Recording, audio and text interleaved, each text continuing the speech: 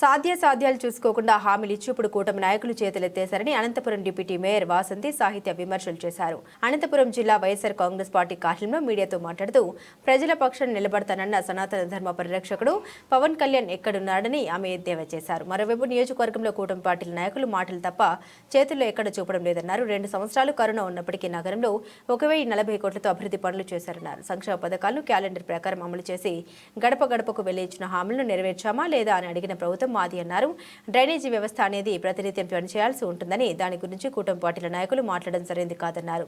తాము ఎలాంటి అభివృద్ధి చేయడం లేదని చెప్పే ముందు వారు నడుస్తున్న రోడ్లు, వారు చెబుతున్న డ్రైనేజీలన్నీ మేము నిర్మించడమేనన్నది గుర్తుంచుకోవాలన్నారు. రాజా తథా ప్రజ అన్నట్టుంది కూటమి ప్రభుత్వ పాలన.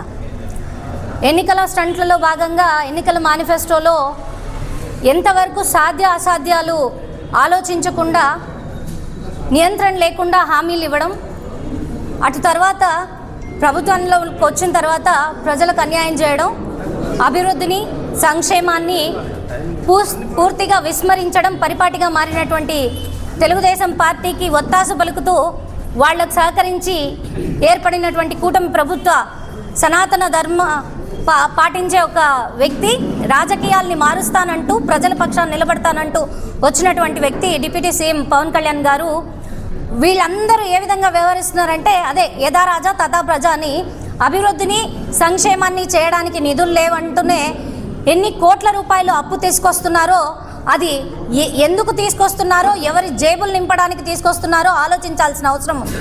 రాష్ట్ర ప్రభుత్వం ఏ విధంగా ఉందో రాష్ట్ర ప్రభుత్వ కూటమి ఎమ్మెల్యేలు, ఎంపీలు అదే విధంగా ఉన్నారు చెప్పడానికి ఈ నియోజకవర్గంలో జరుగుతున్నటువంటి పరిణామాలే అందుకొక ఎగ్జాంపుల్గా కూడా మనం తీసుకోవాల్సిన అవసరం ఉంది. మాటలొద్దు చేతలే ముద్దు అని ఖచ్చితంగా ఎన్నికైన తర్వాత ప్రతి నాయకులు కూడా ఆలోచించాల్సిన అవసరం ఉంది.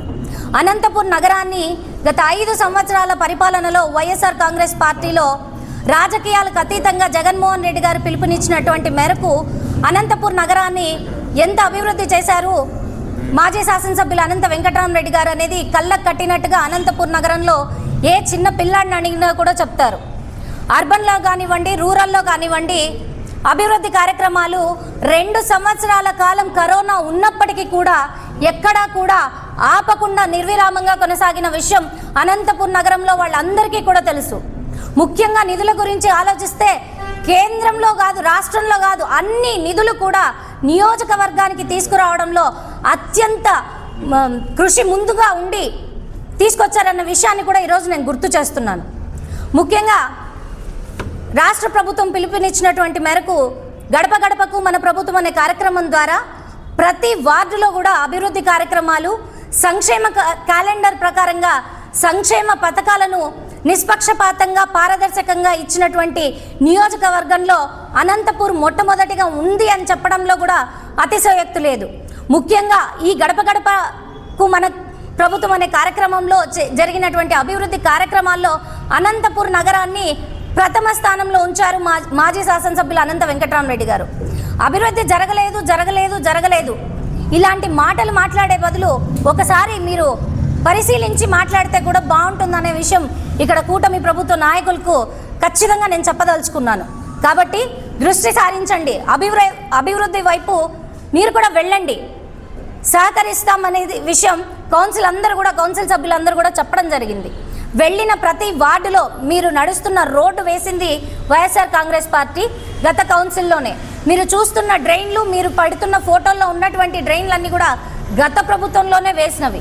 ముఖ్యంగా ఈ డ్రైనేజ్ సిస్టమ్ అనేది నగరపాలక సంస్థలు అంటే లోకల్ బాడీస్లో 24/7 జరుగుతున్నటువంటి ప్రక్రియలు కాబట్టి నిత్య నూతనంగా ప్రతిరోజు అందించాల్సిన సర్వీసెస్, వీటి గురించి మాట్లాడే ముందు అవగాహన తెచ్చుకుని మాట్లాడితే బాగుంటుందనేది ఈ సందర్భంగా తెలియజేస్తున్నాను. ఈ రోజు కాదు, ఎప్పటికైనా కూడా నెక్స్ట్ వచ్చే జనరేషన్కి కూడా అనంతపూర్ నగరంలో గత 5 సంవత్సరాలు ఒక ఐకానిక్ డెవలప్మెంట్ చూపించారని చెప్పడంలో కూడా అతిశయోక్తి లేదు. ఇది ఖచ్చితంగా అందరూ గుర్తుపెట్టుకోవాలి. అంతకు మించి డెవలప్ చేస్తే ఖచ్చితంగా ఇచ్చిన అవకాశాన్ని సద్వినియోగపరచుకోవాల్సిన అవసరం మీకుంది. కాబట్టి ఐకానిక్ డెవలప్మెంట్ మీరు తీసుకొస్తారా? తీసుకురండి.